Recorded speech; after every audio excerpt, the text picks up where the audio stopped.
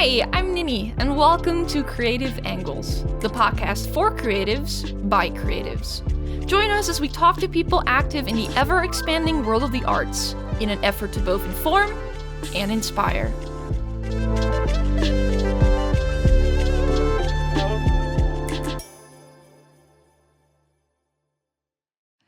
And we're rolling! Hello everyone, welcome back to another episode of Creative Angles. My name is Nini, and today I'm here with Cassandra, also known as SyrupyyyArt. Welcome to the podcast.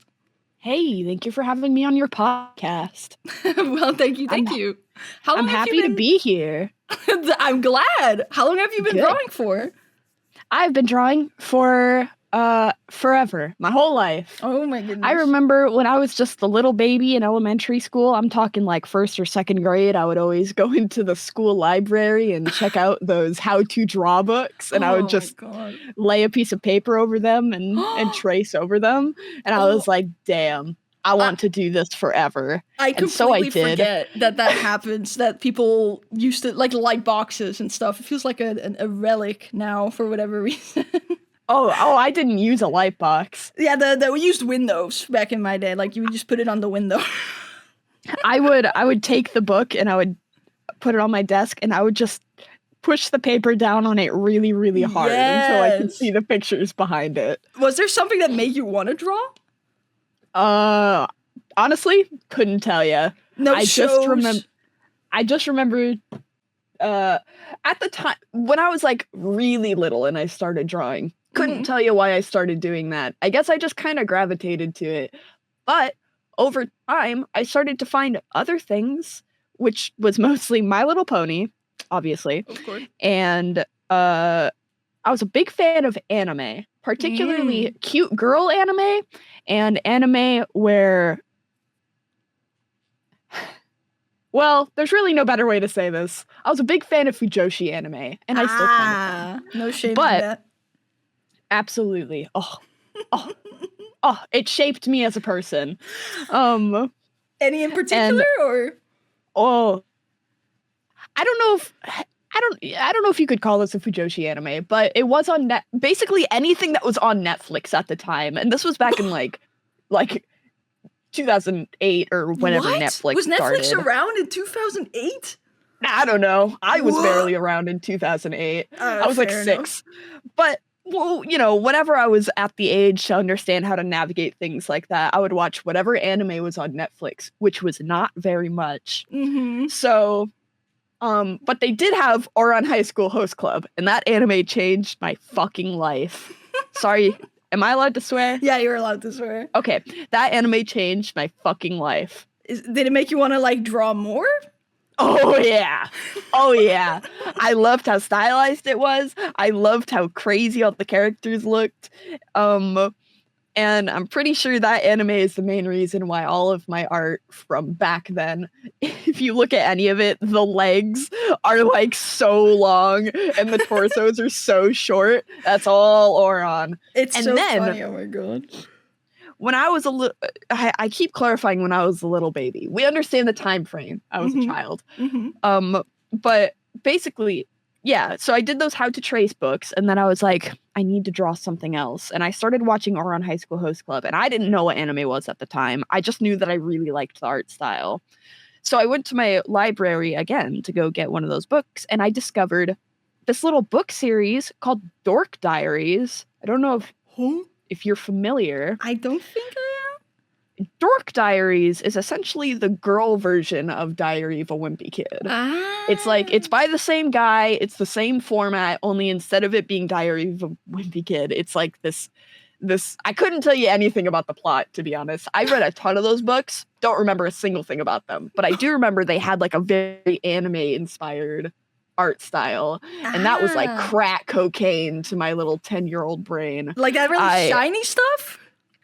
Hang on a second. I need to find a picture of these because I remember that, like, the era of, you know, like that kind of anime era, it was like super sparkly shiny for some reason, and like you say, like the long legs were a thing. That was even now I still love sparkly, like that really colorful aesthetic. Oh wait, I've seen this. Oh, that's what that is.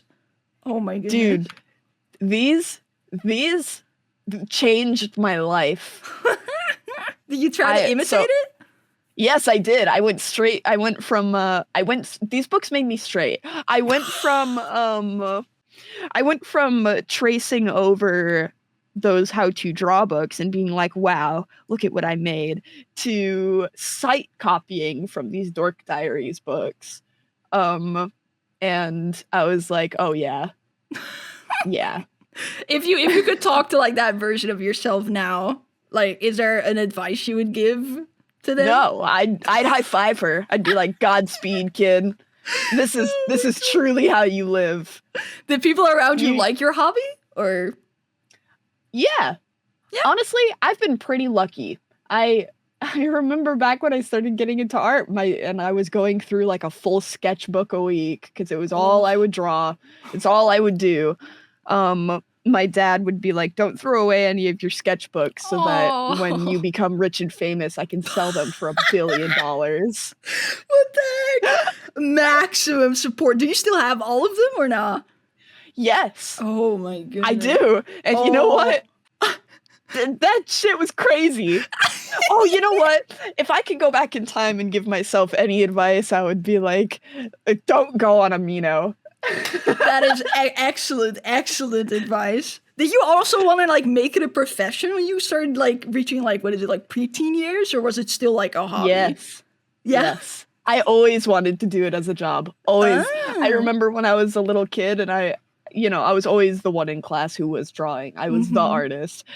Like, truly cannot stress enough. That is all I did. And when I was little, I would always tell my friends, like, yeah, when I become like a famous artist pop star, I'll let you onto my private jet and we'll travel the world. That is 100% real. Peppy Villager Animal Crossing ass talk.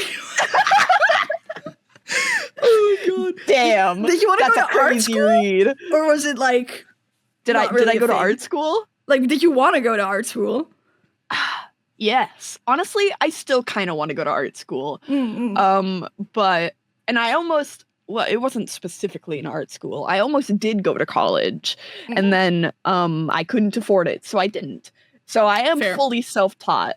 Fully. But I really would like to go to art school just to, I don't know, experience it, I guess. Right. Like, nothing wrong with more education. True. Is there something specific you would want to learn at like that kind of program, or Whatever. To be honest, I'm kind of a wherever the wind takes me type of guy.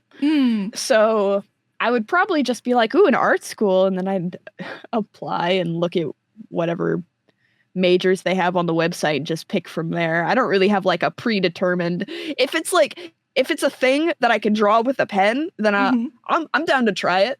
Right. So like, for example, I've seen like in art school where people, they have like this really colorful creative spirit, and then they go in and they have to make like charcoal portraits that are like giant sized and like make perspective drawings for like days straight. Like, would you find that desirable, or is it like? Yes. Yeah. To be honest, okay. Yes.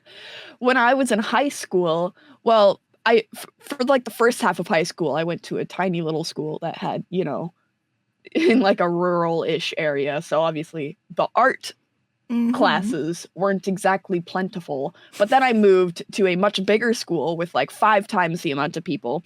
And they had like, I think in my last year of high school, I was taking more art classes than I was any other. And you know what?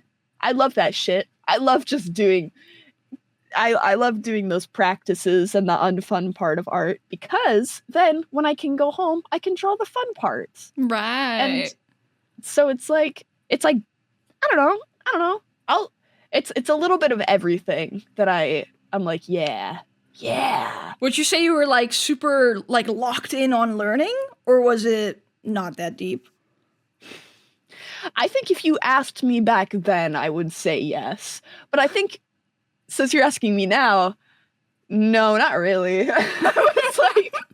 I was certainly passionate, right. But at the time, I at the time, I was really into just drawing like whatever I liked, drawing not so much on the practice part, just on like I want to draw Foxy from Five Nights at Freddy's as a sexy human woman.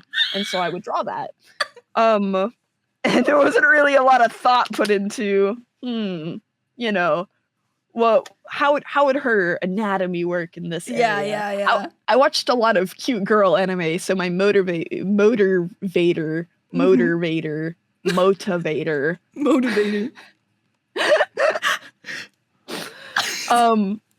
Anyways, the stuff that I watched definitely influenced the stuff that I made. And obviously when you're a little baby, you can look at something, but you don't always understand why certain stylization choices were made.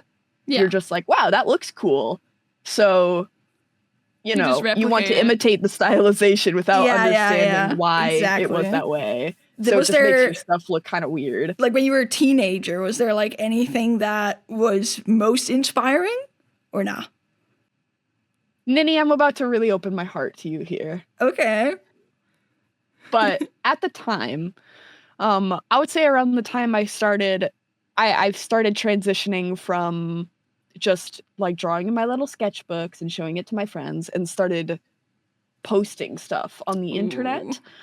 Well, most of it was My Little Pony, obviously. That's like my main thing. God, I love horses. I'm a big horse girl. Specifically fantasy horse girl. Anyways, when I started transitioning to posting to the internet, I discovered a show. It was called Hitalia. It was a Fujoshi. It's a Fujoshi show. I feel like some people say it's not, but it is. I won't get into what it was about, but right. It's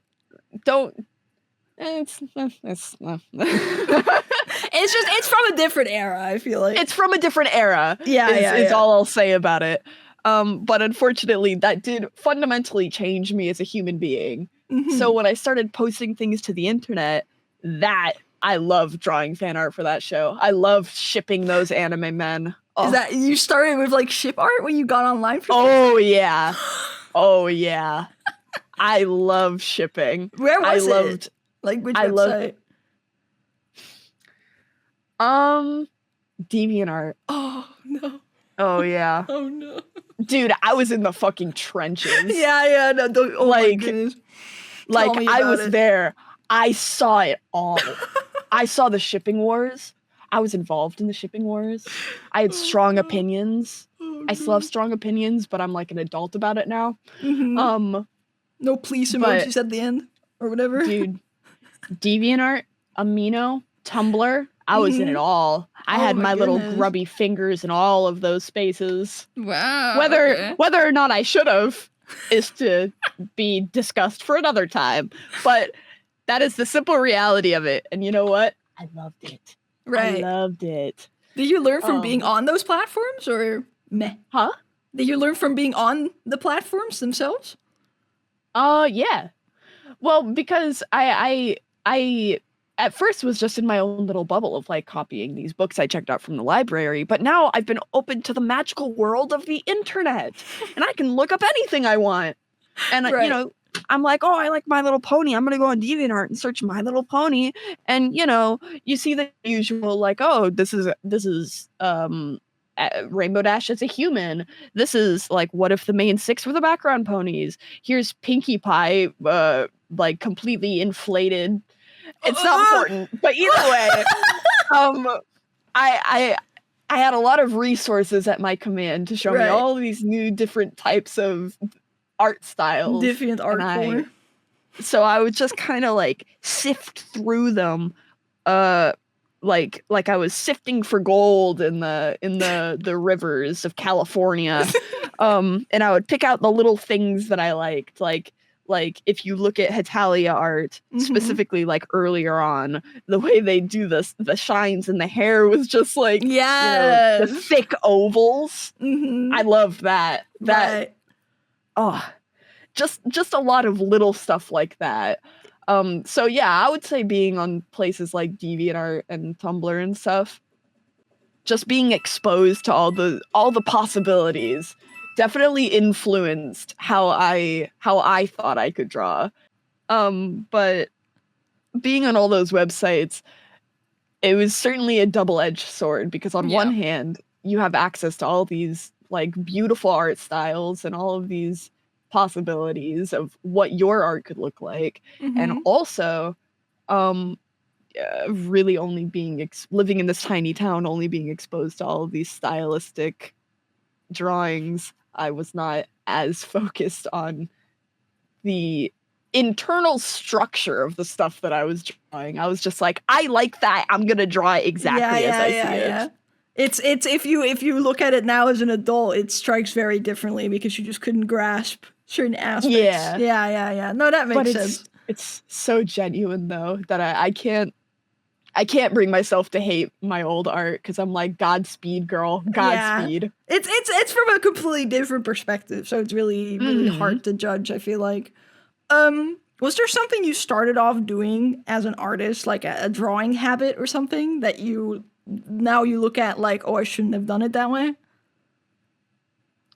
Well, I mentioned this before, but I really can't stress enough to you, Nini. I watched a lot of cute girl anime, and that really fucked with my anatomy.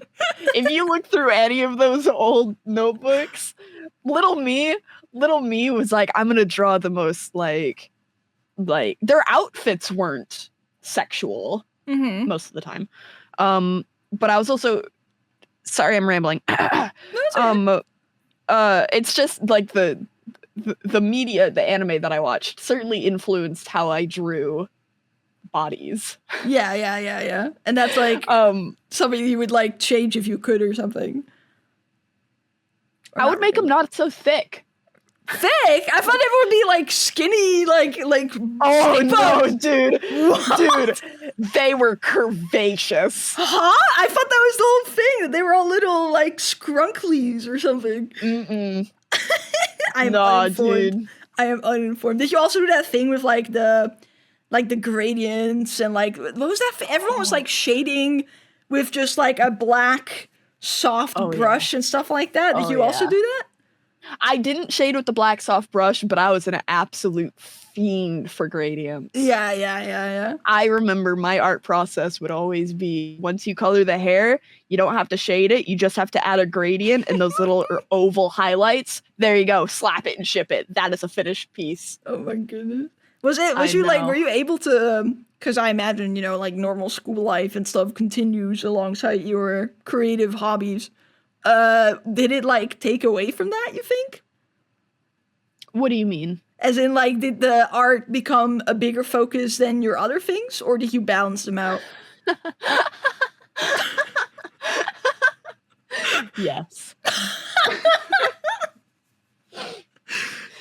How do I put this? When you're a child and you only watch My Little Pony and anime, and you have probably some undiagnosed issues, well, you're simply not very cool.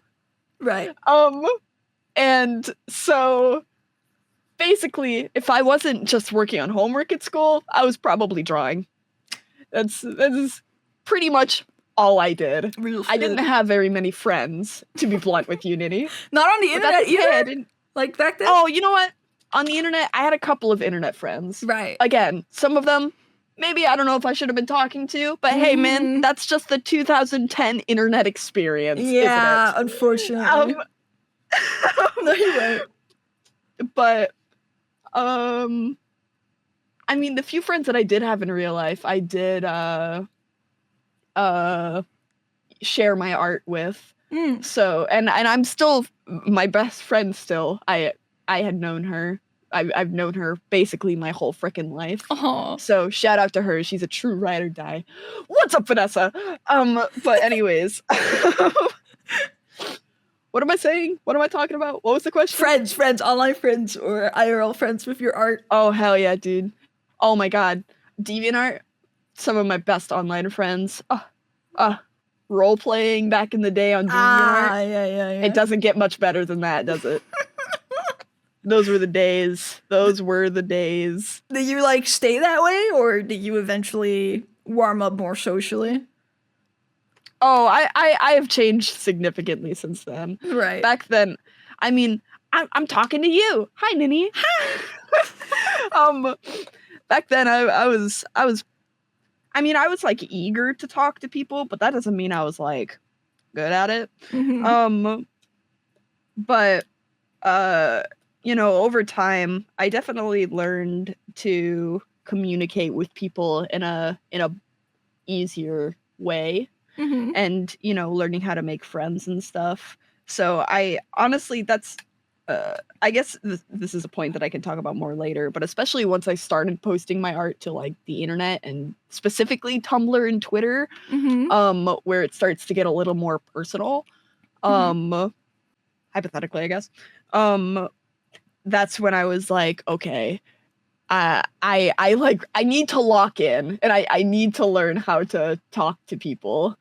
Right. So over time, I did definitely get better at it, but when I was a baby, oh dude, I was a huge loser. Just really, really uncool. A classic artist experience. I mean, absolutely happens plenty of times, I'm sure. Maybe for all we know, there's like a really young person like listening to this now, and they recognize themselves in that kind of perspective that you're like putting down. So hey, listen to me. If there's any young children watching this, oh my god, you draw whatever you want. Preach. Doesn't matter if people make fun of you. It's going to happen either way, so fuck it. Would you still recommend them to like post everything like online and stuff? That is a whole can of worms. Mm-hmm. Because on one hand, I mean, I think if you just I think if you're a child and you're posting your art to the internet, you have to be very careful. And also if you're, I guess the most important thing, and no one ever wants to hear this, but it is unfortunately true. If you post your art to the internet, especially as a child, don't worry too much about how well it does. Yeah. I promise you that if you only ever worry about that, and you keep trying to pursue, like, oh, I want to make this fan art and become like, and have it be huge and become super famous. I guarantee you that even if you ever reach like that point, you will keep moving the bar and you will never be satisfied with it. So You know what? Fuck it. Don't worry about that. And again, I know no one ever wants to hear it, and it's easier said than done, but don't worry about it. No. I mean, especially nowadays, right? Because like back in the old DeviantArt days, it was like favorites, and like if you were super lucky, people gave you like a llama or something, llama, like a badge. That was a whole thing. That's so nostalgic. I remember I would post my Princess Luna fan art to DeviantArt, and it would get like 2 favorites, and I would be like, "Oh my god!" Exactly. It was like weighted, and now it's like a like. It's much lighter. It's easier to get some, but it's also easier to fixate on because they constantly update. Like the old internet was that thing where the inbox didn't really refresh like they do nowadays. You would have to refresh the whole page over and over. So the dopamine addiction, I imagine, for youth or newer creators is just probably like a whole new can of worms nowadays. Yes, exactly. Oh, sorry, what's up? No, go on. It's not really a feeling that will ever go away. That's just the nature of showing your art to people. You want to feel validated and stuff. Yeah. But if you're a little baby and you're posting your art to the internet and you're super, super worried about how famous or how popular your art is going to get, stop it. Cut it out. So true. How do you deal with that nowadays? Because like there's obviously that side of the coin where you just start out and it's like 2 likes is like the euphoric almost. But then say you do hit like really high highs, right? Like you grow like a following, which you could say you definitely have on like Twitter and such. Would you say there's downsides to that as well? Yes. I guess like over the last few years when I was like really, really focusing on art being like this is my career, this is what I want it to be, then obviously the numbers become a little more of a pressing matter because that's your livelihood. But over time, as I kept like, and I just, but wait, hang on, sorry. Before I say all this, I need to clarify, I am so fucking grateful that anyone follows me at all. It honestly blows my mind that I have even managed to get the following that I do have. I'm extremely grateful for it, and it makes my stomach hurt, but in like an honored way, not I'm gonna barf way. That's fair. That being said, it's so much pressure. Because again, like I grew up drawing, to be blunt, kind of cringe stuff, like My Little Pony and self-indulgent crossovers and fucking Hetalia and stuff like that. So then when I started, it was really like when I started posting to Twitter is when everything started rolling for me. And there was, so just as like an overview timeline of you don't even need to know all this, but when I was a baby, I got really into My Little Pony, and then about at the end of middle school, I stopped being into it for a couple reasons. But then about halfway through high school, when I moved and I no longer had those couple of reasons around, I started to get into it again, and I started drawing and posting for it, et cetera, et cetera. So when I started posting to Twitter, I was just posting My Little Pony fan art. And so I amassed, people started following me for pony fan art. And then when I was like, I want to draw something else. Yeah. I would draw something else and I would post it, and it would go like, oh, your last few posts had like 100 likes, but this one only got like 20. Because it's something different. Like, it's the audience follows you for one thing, but even though you kind of know why it's happening, it's still a slippery slope, I imagine. It's still, it makes you feel some type of way no matter what. It's like your monkey brain is like, well, what's wrong? Why isn't this working? So the engagement, especially like early on, when you start building your platform based on one thing and then you want to start drawing other things, it can take a hit. Your confidence can certainly take a hit because you're like, oh, are they following me for me, or are they following me just because of fandom? And I guess that at this point, my solution to that issue is it shouldn't really matter. And again, this goes back to the it's easier said than done, but it shouldn't really, whether or not people follow you for one thing or another, you just have to shed the worry of that and just draw and post whatever the fuck you want. The joy of creating stuff is probably the most important thing out of all of it. Yeah, that's so important. It sounds so cheesy and corny. Yeah. When this is going to sound pretty unlikable of me, but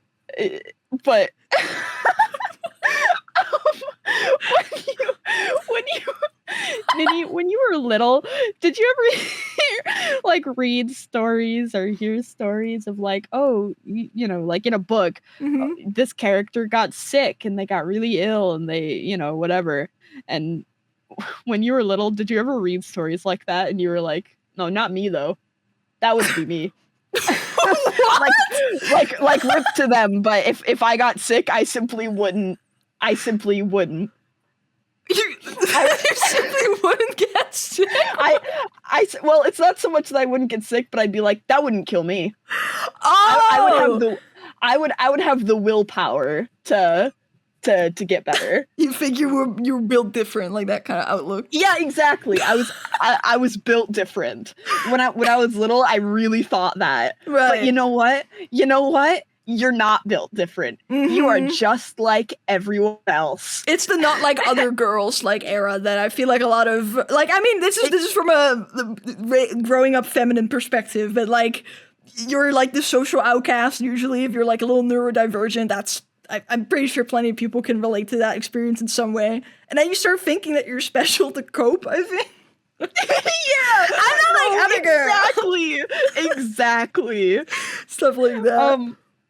So this is like, I have like not answered your question at all. No, it's fine. It's fine. But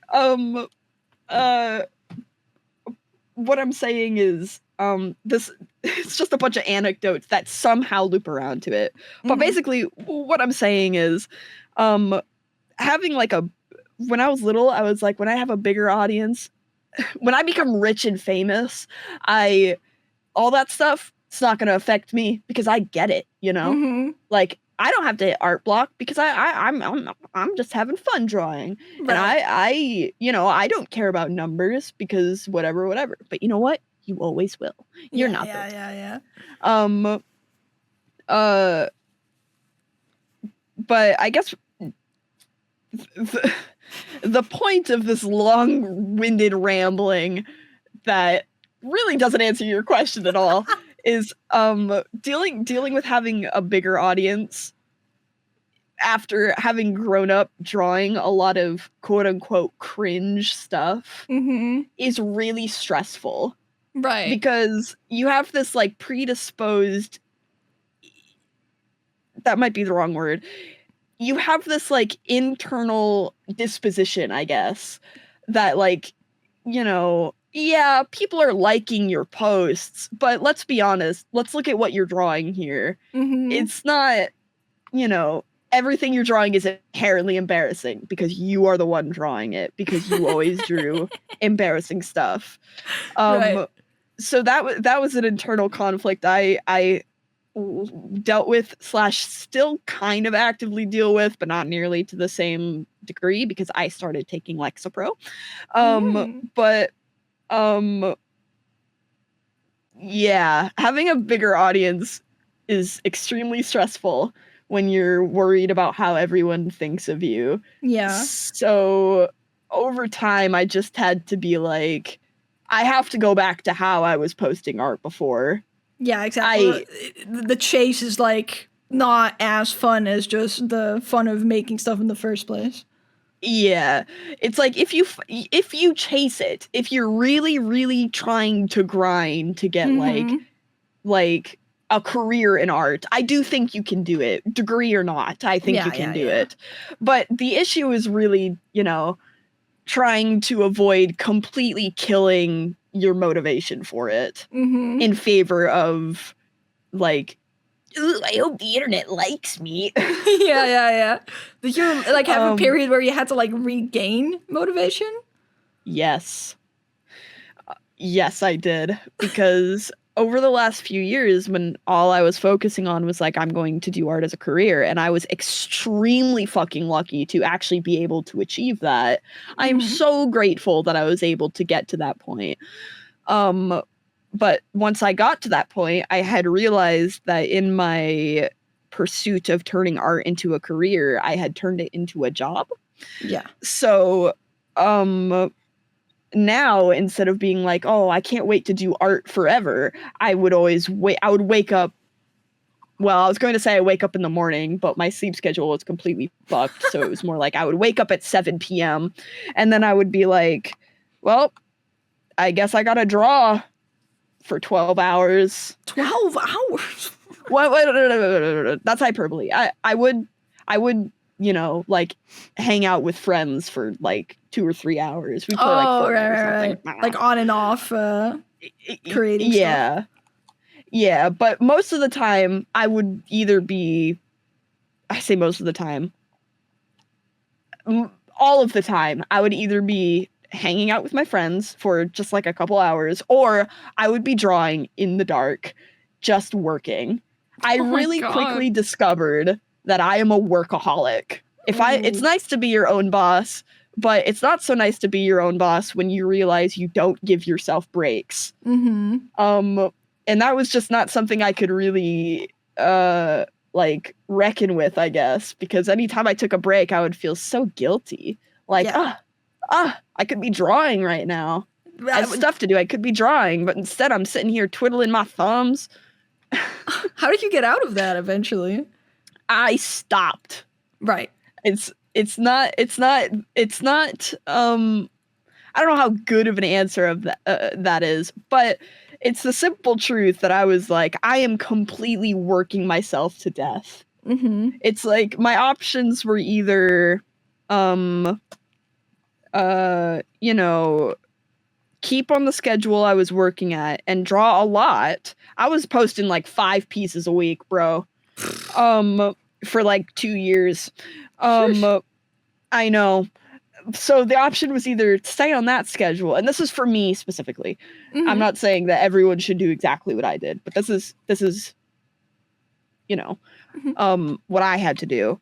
But my option was either, you know, keep on the schedule forever and die at the ripe age of 40, or I could maybe like take a break, just do something else. Mm-hmm. And I'm young, so I was like, fuck it.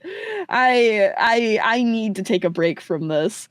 So I don't know if anyone noticed, because obviously when you're posting, you know more about the internal goings on of your account than other people who are just scrolling by do.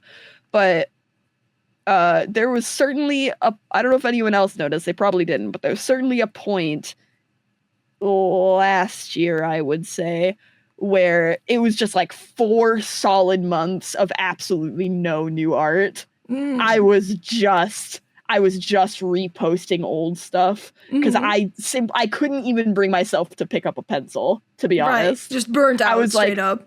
Yeah, I was like, I can't do this. I can't keep like focusing on you know, like drawing 24/7 and then having to also present myself to the internet. Yeah. And then also having to deal, you know, with other things like someone making an AI model off of my art. I won't get into it, but I saw that was kind of like the tipping point for me where I was like, okay, I can either talk about this publicly and have a bunch of people go to this model and start using it, which would make me feel better, to be honest, because I just feel better when I talk about stuff. Or I can just not talk about it, and this is just always going to be a thing that'll be there. I left it for like a year, and then someone else. I won't get. I mean, it is sensitive stuff, right? Yeah. Basically, just when that AI model was made, that was the tipping point for me where I was like, okay, so if I'm to pursue this career, I have to. I don't have to, but this was my perspective at the time. I have to keep drawing, like just pumping out art so I stay relevant. I have to deal with people who like my art who then repost it. Yeah. Which at the time I used to really dig my heels into the ground and be like, no, don't do it. I don't care anymore. You can't stop people from doing it. Yeah. But it bothered me at the time. So I was like, I'll have to deal with that. And now I'll have to deal with, well, let's be honest, they're trolls. Purposely disrespecting you and the stuff that you make, just because they trying to get a rise out of you, and you can't talk about it because it'll expose more people to it, and then more people will start doing it. This is the nature of the internet. This is just how these things work.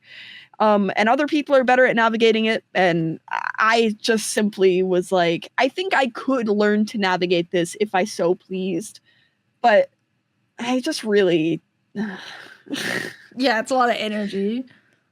So instead of doing that, I was like, I need to take a break from this. So I basically stopped doing art for a few months, outside of like the odd piece here and there. And I got a job in real life, and I moved out. I got a boyfriend, and I got a cat, and his name is Milford, and I love him. I know. And so my whole life is basically 100% different than it was exactly this time a year ago. Oh, wow. And you know what?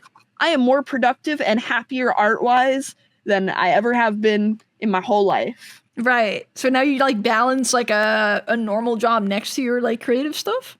Yes. Right. Because I found that the issue I was having when I was my own boss was that, like I said, I was a workaholic. I felt so bad whenever I wasn't working because I was like, I could be working right now. But now I go to my normal job in real life, and it's like I go there in the morning and then I get home at like 4 or whatever. Yeah. And thankfully, I do that job and I get home and I'm like, great. I've done my job for today. I can do whatever I want. Yeah, okay. I don't have to draw. I can take a 4-hour nap if I wanted to. And I do that often. And you know what? I don't feel even a little guilty about it. And that shit rules. Right.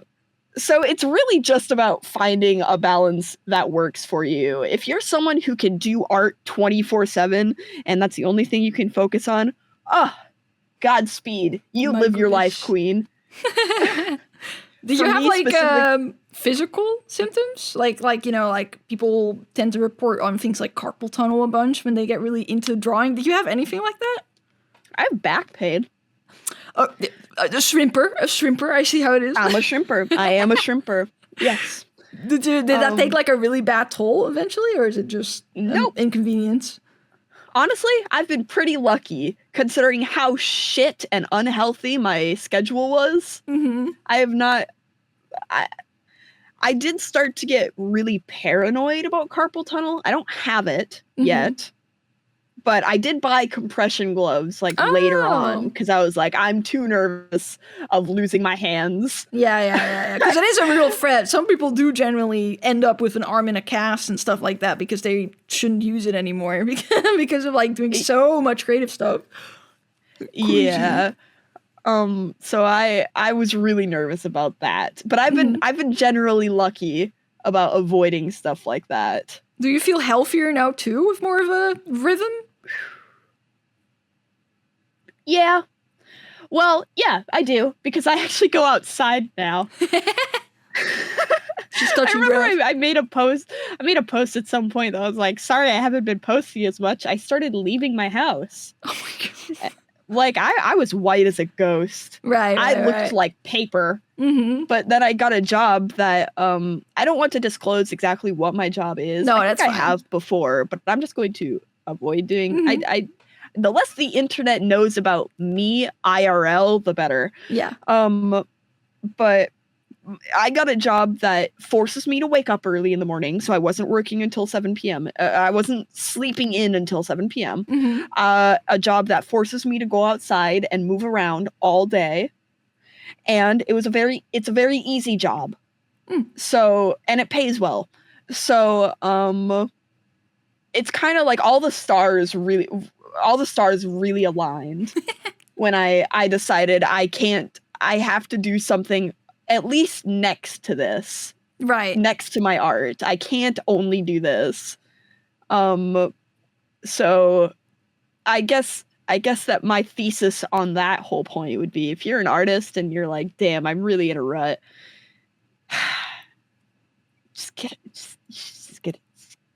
Get a side hustle. Yeah, you know? Do something else, essentially. I guarantee you it will make you appreciate art more.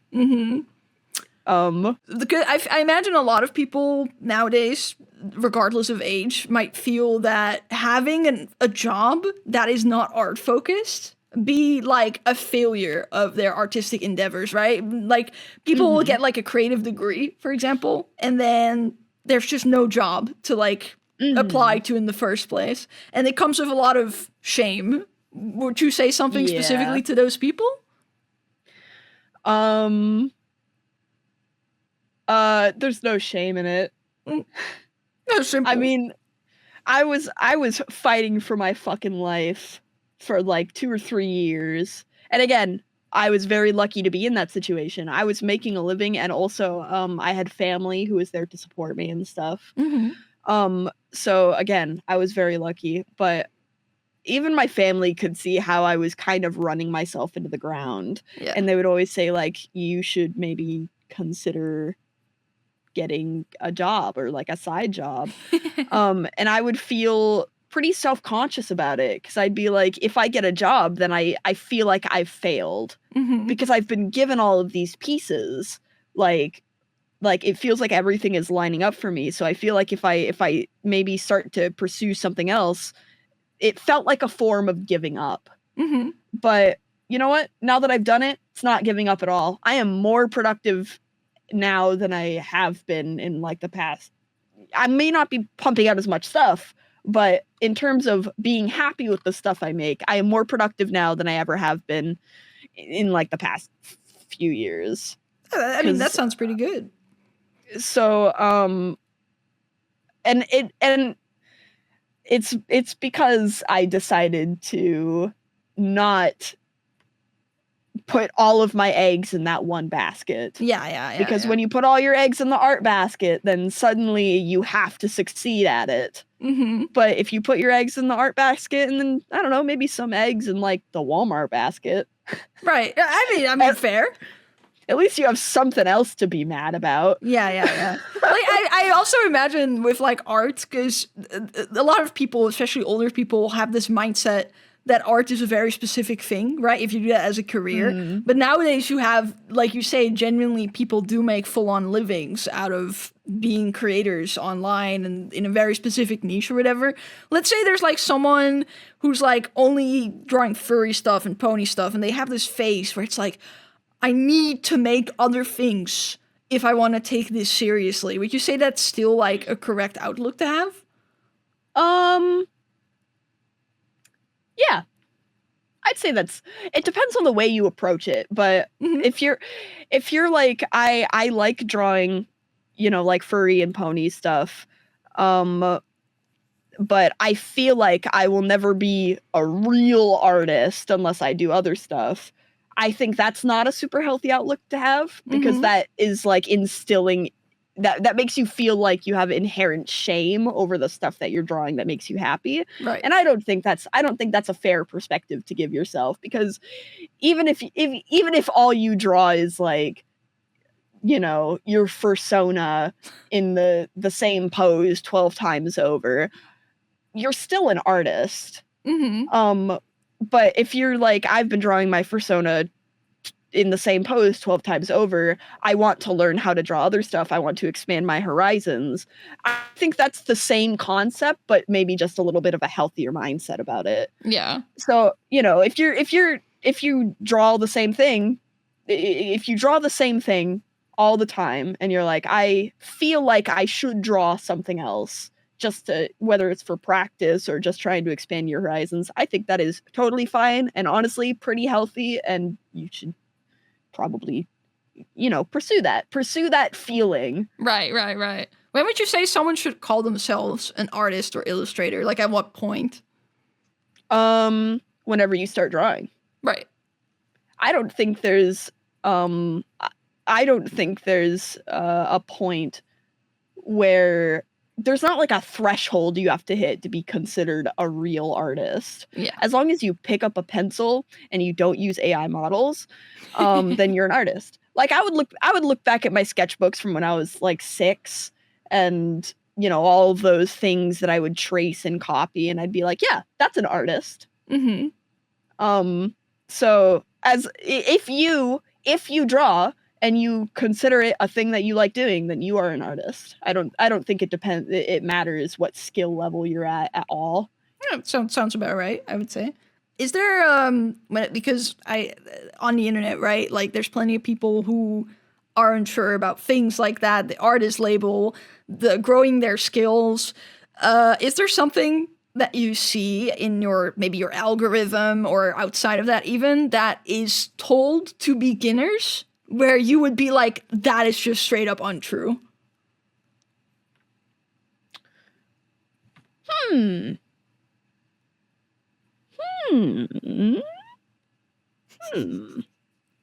That's a good question. Because I feel like personally, like just advice that I think kind of sucks. Yeah, like the owl. You know that one image of the circle? How to draw an owl? Like stuff like that. Where it's draw. Like, but it has like a lot of engagement and people being like, wow, it's just so like inspirational or whatever, but it doesn't actually help anyone. You know, I'm just gonna say it.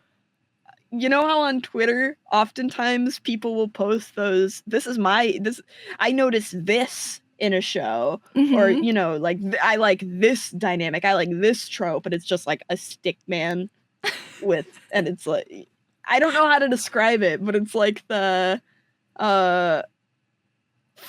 like art style policing, or? No, it's like when people will be like, has anyone else ever noticed this? And then they'll post like, it's like a drawing of like, you know, a marshmallow type character, and it's like, hang on, I need to find a picture of one of these. You have definitely seen them. It's like half of art Twitter. I probably have. Is it? The thing that comes to mind for me is the stupid like CalArts images and stuff like that. You know, if they're like, oh, they all have the same face nowadays, and then it's just cartoony characters with bean mouths that are sometimes not even show accurate. Yeah, oh my god, I hate that. I hate when people are like, oh, the show is quote unquote CalArts. Yeah, the CalArts. Like, that is so stupid. That is dumb. That's like if you were to look at an anime and you were like, oh, the show is so anime. And it's like, the show is so CalArts. Why does it look so soft and friendly? Well, it's a show for 12-year-olds. Oh, so crazy! That's. But that, I know that, you know, this isn't really something you can include in a podcast, but that image I sent you, that's exactly what I mean. There's so many pictures like that on Twitter where it's like, has anyone else?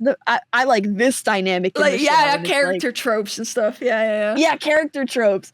I feel like that's half of art Twitter now, and I'm not saying that those are necessarily advice to beginners. Because I don't know if I have anything quite like that. If anything, I just have advice that a lot of beginners don't want to hear, but is unfortunately true. Like all those motivational quotes and posters. That you hear and you're like, yeah, okay, whatever. Unfortunately, those are true. Yeah. I feel like these kind of character tropes are like, the concept is cute, but like, I feel like they simplify a lot of the characters that they're like portraying or whatever. Yeah. For like story writers, like people imagine like a kid wants to make their own comic or something, and they think that they only have to go with the trope and not any deeper.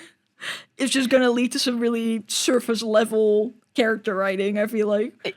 Yeah, I feel like a lot of especially young artists these days, I guess this more goes to writing and not necessarily the art side of it, and I'm not a great writer. Not that it matters, because I'm gonna make my stuff anyways. That's another big thing. It doesn't matter. It doesn't matter if you're shit at something. Just do it. Okay, babes. Again, I feel like that's something people don't really want to hear, because it's like, oh, I can't draw. I just can't. Yeah. I'm like, you know what? You're never gonna be able to do it if you keep that attitude. They have like a comic idea or something, and they're like, no, I'll make it when I'm good enough. It's like, I promise you, if you have that mindset, you will never fucking make it. Yeah. I guaranteed. If you're like a young artist and you're like, I want to make, you know, I've been watching like Has Been Hotel and all these other popular indie shows and pilots and stuff. So I want to make a super cleaned up pilot with like full animation and voice acting. You're never gonna make that pilot. I guarantee it. Yeah. Unless you like. I don't even know what you would do. Like steps, I guess. Like put it into steps. I would say if you are a young and whoa, I just like blue screen. I guess to answer your question, I don't know if I have any. I can't think of any advice that I hear given that I don't necessarily agree with, but I do have advice that people don't want to hear that is unfortunately true. Like what? So if you want to make your thing and you're bad at making the thing, it doesn't matter, just make it anyways. And if you decide it sucks, you know what? Remake it later when you're better at that thing. Right. That is simply the creative experience. Fair. You will never, it doesn't matter how good you are at art, you will never feel like you're good enough at art. When did you start making your like comic? When was the point you were like, now I'm starting it?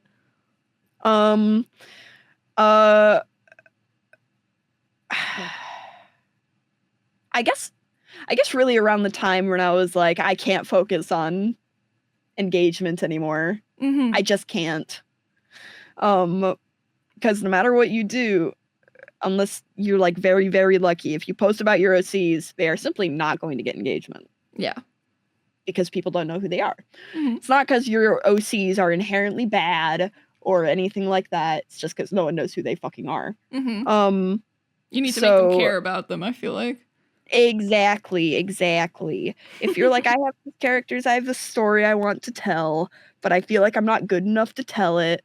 Who cares? Just tell it anyways. Yeah. Make it if you want to see it. Yeah, make what you want to see. Your main motivator. Yeah. What were we talking about? I love you, Nini. Brain empty. Okay. But when it comes to beginner artists, like, is there something you would recommend to them when they're intimidated starting their creative, like, journey as a whole? Like, just a general advice? As long as you're not claiming the original piece as your own, and, you know, maybe ask for permission, etc., it is okay to trace. If you're just starting out, if you're just a little baby boy, just trace. Right. Trace and understand why things look the way they do. If you want, I guess it depends on what you want to do with art in the long run. Because if you want to make it into a career, then yeah, you're gonna have to do the boring stuff. Yeah. Teach yourself anatomy and like how, you know, all that stuff works. If you just want to do art as a hobby and you're not focused on, I don't know, becoming famous, you can do all that stuff anyways if you want. But if you're just doing it for fun, it's okay to just do it for fun. Right. That's fine. And tracing is okay. You know? Again, as long as you're not claiming the original piece as your own, maybe don't post it. But if you want to post it, then obviously include proper credit and things like that. Yeah, just announce it, it's practice or whatever, and include the original piece somewhere. Because I think if you ask, I used to feel some type of way about it, and I don't blame some artists for being like, no, don't use my art in that way. But you know, again, especially if you do it in your own time and you don't post it or whatever, like and you're private. just using it for practice, it's fine. Yeah. Referencing is okay. It's really like all of the basic like I feel like there's like this weird attitude cropping up online where it's like tracing is bad, this is bad, and everyone's tracing is bad if you're posting it and being this is mine, I made it all on my own. But if you're just using it to like grow your art skill, then do it. People have some very strong demands sometimes on social media, I feel like. Yeah. Well, last but not least, is there anything... Oh my god, we're already almost done? Yeah, we are. Is there anything or anyone that you would like to shout out? Shout out to my boy Vanessa! Shout out to my boy Vanessa! What's going on, Vanessa? Oh my, excellent shout out. Well, listener. Oh, and also to my cat, Milford. He doesn't listen to the podcast. Oh, this is the part where the crowd goes, oh. He's got weird toes. Well, hey, if you're listening and you want to see some of Syrup's art, there will be some links on the YouTube video down below. Thank you for being on the podcast again. You're welcome. It was fun talking. Thank you for letting me on your podcast. I feel like such a main character right now. Your childhood self is proven once more. Dude, she would be quaking. She'd be like, oh my god, is that the real Nini draws? No way. Oh my god. I'm famous. Horse famous. Dear listener, stay awesome, stay creative, and we'll see you next time. Stay sexy.